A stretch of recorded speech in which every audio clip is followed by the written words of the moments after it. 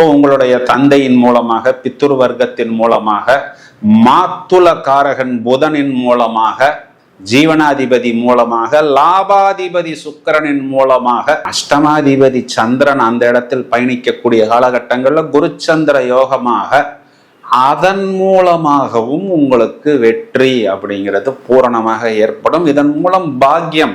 இது என்னன்னா மெயினா உங்களுக்கு தொழில் அபிவிருத்தி. அப்போ யாரெல்லாம் நாங்க கடன்ல இருக்கிறோம், பிரச்சனையில இருக்கிறோம், பிஸ்னஸ் மூட போறோம், நடத்த முடியல, ஸ்டாஃப் கிடைக்கல, பயணங்கள் போறோம், ஆதாயம் வரல, எங்களுக்கு பப்ளிசிட்டி கிடைக்கல பிரதர், அது கிடைத்தால் தான் எங்களுடைய ப்ராடக்ட்டுக்கும் கான்செப்டுக்கும் ஒரு அங்கீகாரம் கிடைக்கும்னு யார் யோசிக்கிறார்களோ அந்த பப்ளிசிட்டிங்கிறது அவருக்கு கிடைக்கணும். 3ஆம் இடம்ங்கிறதே பெயர் புகழ் அந்தஸ்து. இப்போ நீங்க என்ன ப்ராடக்ட் பண்றீங்க, இப்போ நீங்க என்ன சர்வீஸ் பண்றீங்க அப்படிங்கிற அந்த பெயர் புகழ் அந்தஸ்து இருந்தால்தானே வாடிக்கையாளர்கள் உங்களை நோக்கி வருவார்கள்.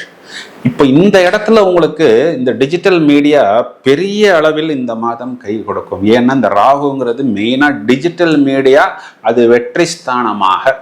இப்போ அங்க புதன் சுக்கிரன் கூட்டணியோடைய எனர்ஜியை ராகு எடுத்துக்கொண்டு புத்திகாரகத்துவத்தையும் அழகையும் ஆற்றலையும் ஒரு ஈர்ப்புத்தன்மையையும், இதற்கு குருவி திரிகோணத்தில் அமைவது அப்படிங்கிறது